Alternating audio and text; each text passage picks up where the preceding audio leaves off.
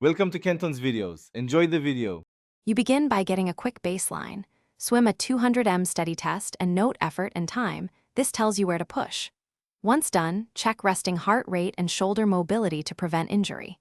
Make sure to set 1 or 2 clear priorities, endurance versus sprinting or stroke efficiency, because focused work produces results. Then jump into a structured warm-up. 10 to 15 minutes of dynamic drills, 200 easy continuous swim, and 4x 25 building pace to prime technique and breathing. You now focus on the core session. Start with 3 to 5 main blocks mixing intensity and purpose. Use work/rest ratios like 4:1 for tempo or 8:2 for sprint repeatability so you target energy systems properly.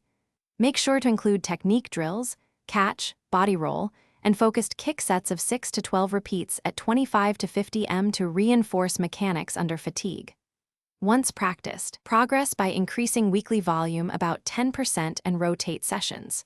1 interval day, you finish sessions with a deliberate cool-down, 200 to 400 easy swim, then out-of-water mobility and light shoulder foam rolling to aid tissue recovery.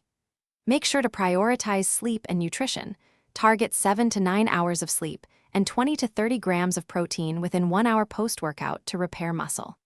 If you hit persistent pain, worsening performance, or unexplained fatigue, scale back volume by 30 to 50% and consult a coach or physiotherapist. This single adjustment prevents long interruptions.